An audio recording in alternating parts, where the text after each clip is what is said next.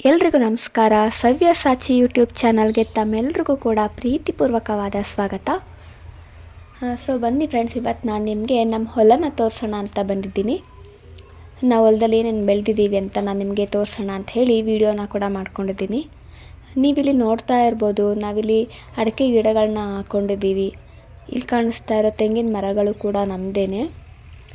ನಾವು ನಮ್ಮ ತೋಟದಲ್ಲಿ ಬೀನ್ಸ್ಗಳನ್ನೂ ಕೂಡ ಬೆಳೆದಿದ್ದೀವಿ. ಈಗ ನೀವು ನೋಡ್ತಾ ಇರ್ಬೋದು. ನಾವು ನಮಗಿರೋ ಸ್ವಲ್ಪ ಭೂಮಿಲಿ ನಮಗೆ ಏನು ಬೆಳೆಯೋದಕ್ಕೆ ಸಾಧ್ಯನೋ ಅಂದರೆ ಸೊಪ್ಪು, ಟೊಮ್ಯಾಟೊ, ಬೀನ್ಸ್, ಸಾಮಂತಿಗೆ ಹೂವು ಈ ಥರ ನಾವು ಬೆಳೆದು ಅದನ್ನು ಮಾರ್ತೀವಿ. ದೀಪಾವಳಿ ಟೈಮಲ್ಲಿ ಸಾಮಂತಿಗೆ ಹೂಗಳನ್ನ ಬೆಳೆದು ಅದನ್ನು ಕಟ್ಟಿ ಮಾರ್ತೀವಿ. ಆ ಟೈಮಲ್ಲಿ ನಮಗೆ ತುಂಬ ಬೇಡಿಕೆ ಜಾಸ್ತಿನೇ ಇರುತ್ತೆ. ಇನ್ನು ನಾವು ಸೊಪ್ಪು ಅಂತ ಬಂದರೆ ಸೊಪ್ಪುಗಳಲ್ಲಿ ಕೊತ್ತಂಬರಿ ಸೊಪ್ಪು, ಪಾಲಕ್ ಸೊಪ್ಪು ಇವುಗಳನ್ನು ಬೆಳೆದು ಮಾರ್ತೀವಿ. ಎಲ್ಲ ಟೈಮಲ್ಲೂ ರೇಟ್ ಚೆನ್ನಾಗಿರುತ್ತೆ ಅಂತ ಹೇಳೋಕ್ಕಾಗಲ್ಲ. ಕೆಲವೊಂದು ಸಲ ಚೆನ್ನಾಗಿ ಸಿಗುತ್ತೆ, ಕೆಲವೊಂದು ಸಲ ರೇಟ್ ಇಳಿದೋಗ್ಬಿಟ್ಟಿರುತ್ತೆ.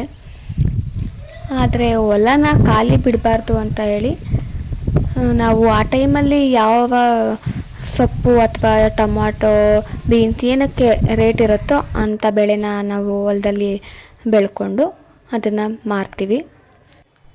ಆದಷ್ಟು ನಾನು ಬೆಳಗ್ಗೆ ಟೈಮು ಬಂದು ವಾಕಿಂಗ್ ಮಾಡಿಕೊಂಡು ಹೊಲದ ಕಡೆಗೆ ಬಂದಾಗ ಅಲ್ಲಿ ಎಳ್ನೀರನ್ನ ಕುಡ್ಕೊಂಡು ಹೋಗ್ತೀನಿ. ಯಾಕಂದರೆ ಖಾಲಿ ಹೊಟ್ಟೆಯಲ್ಲಿ ಎಳ್ನೀರು ಕುಡಿದ್ರೆ ಆರೋಗ್ಯಕ್ಕೆ ತುಂಬ ಒಳ್ಳೆಯದು ಅಂತ ಹೇಳ್ತಾರೆ. ಯಾವ ಪಿತ್ತನೂ ಇರೋದಿಲ್ಲ ಅಂತ ಹೇಳ್ತಾರೆ. ಹಾಗಾಗಿ ಎಳ್ನೀರು ಕುಡ್ಕೊಂಡು ಹೋಗ್ತೀನಿ. ನಾವು ಪ್ರಕೃತಿಯನ್ನು ಜೀವಂತವಾಗಿಟ್ಟರೆ ಪ್ರಕೃತಿ ಕೂಡ ನಮ್ಮನ್ನು ಕಾಪಾಡುತ್ತೆ.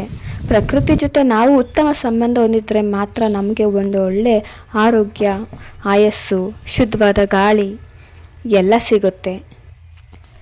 ಈ ನಿಸರ್ಗನ ನೋಡ್ತಾ ಇದ್ದರೆ ನನಗೆ DVG ಅವ್ರದ್ದು ಒಂದು ಕಗ್ಗ ನೆನಪಾಗುತ್ತೆ.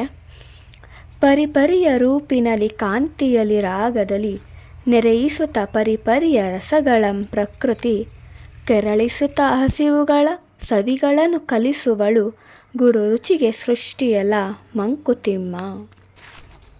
ಯಾರಿಗೆ ಪ್ರಕೃತಿ ಮೇಲೆ ಆಸಕ್ತಿ ಇರುತ್ತೋ, ಯಾರು ಅದನ್ನು ಆನಂದಿಸ್ತಾರೋ, ಯಾರು ಮನಸ್ಸಿಟ್ಟು ಆ ಪ್ರಕೃತಿ ನಿಯಮಗಳನ್ನ, ಆ ಪ್ರಕೃತಿಯನ್ನು ಸೂಕ್ಷ್ಮವಾಗಿ ಗಮನಿಸ್ತಾರೋ ಅವ್ರಿಗೆ ಮಾತ್ರ ಆ ಪ್ರಕೃತಿ ಆನಂದವನ್ನು ಕೊಡುತ್ತೆ ಅಂತ ಹೇಳಿ ಮಂಕುತಿಮ್ಮ ಅವರು ಈ ಕಗ್ಗದಲ್ಲಿ ಹೇಳ್ತಾರೆ. ಇವತ್ತಿನ ಈ ವಿಡಿಯೋ ನಿಮ್ಮೆಲ್ರಿಗೂ ಕೂಡ ಇಷ್ಟ ಆಗಿದೆ ಅಂತ ಭಾವಿಸ್ತೀನಿ. ಮುಂದಿನ ವಿಡಿಯೋದಲ್ಲಿ ನಾವು ಮತ್ತೆ ಸಿಗೋಣ. ಮತ್ತೆ ಹೊಸ ವಿಷಯಗಳೊಂದಿಗೆ ನಾನು ನಿಮ್ಮ ಮುಂದೆ ಬರ್ತೀನಿ ಅಂತ ಹೇಳ್ತಾ ಎಲ್ರಿಗೂ ಕೂಡ ಧನ್ಯವಾದಗಳು. ಶುಭ ದಿನ.